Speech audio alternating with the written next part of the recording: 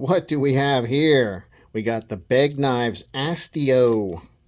I kind of like to call it the Astro instead of Astio. Astio sounds, I don't know. I'm sure it's something. I'm sure it means something in like Italian or who knows, fuck knows what.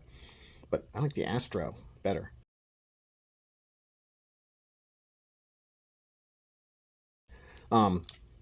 Really solid knife.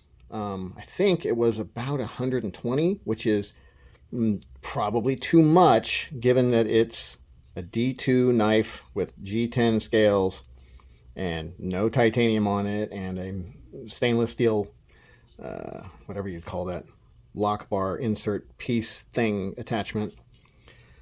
But I just really like the look of it. So I spent the money on it, you know? Now, would I do it again? Maybe. I really like it. You know, I've been carrying it for a little while on and off. It's not quite drop shutty yet, but it feels like it might get there. You know what? I haven't oiled this thing, I don't think ever. Let's try a little drop of oil and see if that makes it drop shutty after all the wear in of being opened hundreds of times, which I'm sure I've done. So let's put a drop of this cheapo fake. It's like, what's the good oil called? KPL, knife pivot lube. It's like a fake version of that. So let's see if that does anything. Let's open it up a few times. Okay, let's see. No, still not quite drop shutty, but very easily shake shutty with a little bit of a push, a bump, movement, whatever you want to call it. It's got a bit of a double clutch. If you don't get it past that detent, it'll lock back up again. It won't close for you. It's got a little bit of a funky rattle too. I'm not sure what that's about. Maybe it's just, well, let's try it there. Maybe no, that was just the blade going in between the, that's got a little, okay. What it has is a little bit of pivot lash. So the hole that's cut in the blade for this pivot is slightly bigger than the pivot. I mean, it has to be slightly bigger, but this is too much slightly bigger. So it's able to move around a little bit. I wonder who the OEM on it is. It's not like Riot or somebody. They wouldn't make a mistake like that. So I wonder if it's something like Kubi or one of those guys. Could be. Hard to say. Anyway, I put this add a stud thing on here, quick stud, and it definitely lets you open it up with your thumb, reverse flick it, and that kind of a thing. But man, the detent on this guy is strong, so it's not easy. Like I have a cut on the end of my thumb from, of course, playing with knives, and it's healing, but man, when I press it in there and try to open it, doesn't feel good. The reverse flick is better. I could do the old ramp into the detent, which I might do just a little one. So I want to keep this detent strong because, man, it pops out with authority. It's really nice sound when it pops out. It's nice and positive for sure. But, man, it is not easy. Even with the flipper tab, it's not super easy, although it's about right. The flipper tab detent feel is perfect, I would say. It could be a little less, though, and that would be fine. And that would make it work better for thumb studding and reverse flicking, which, I don't know. I'm not going to mess with it. I'm going to let it wear in a little bit more. I think what I will do, though, at some point, is dye these scales and then maybe do some little dimples in these little cutout areas or something to make it look cool. Man, sometimes Rit dye just looks really good on G10. Like, preview of part 2.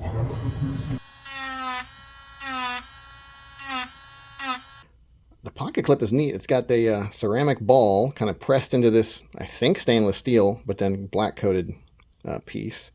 And it works pretty well. I've never had a problem with it. Let's see, let's put it in the pocket right now. Yeah, it goes right in, comes right out. It's no problem at all.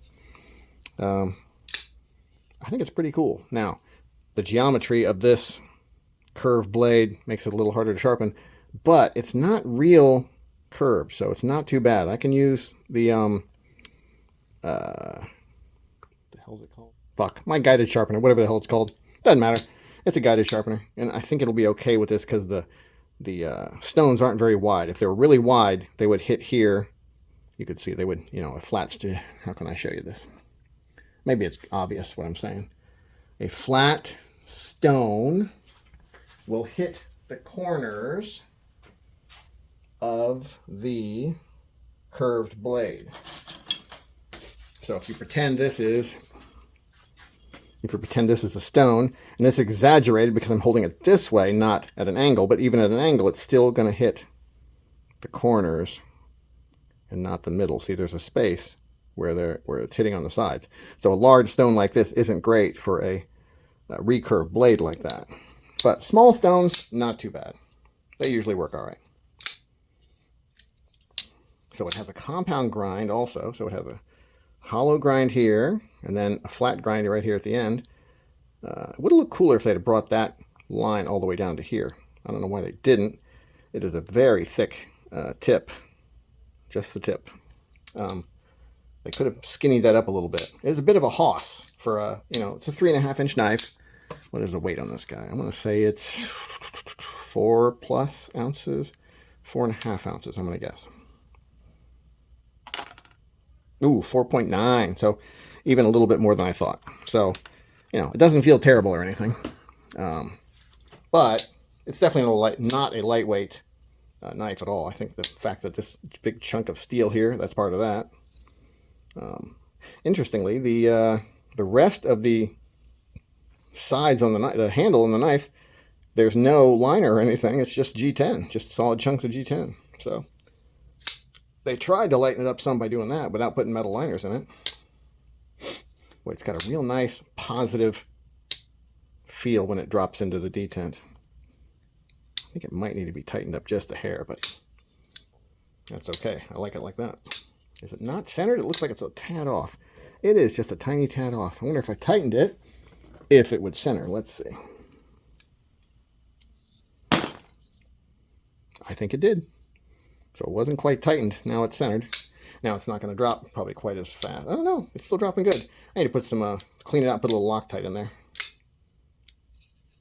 Very cool knife. I think Begg did a great job on this.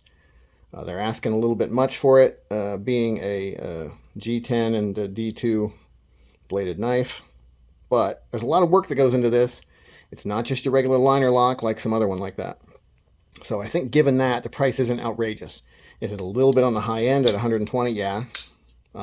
Is it worth 90 to 100? I would say yeah. But that's up to you. I think it's cool. Good job, Begg Knives. Have a nice day.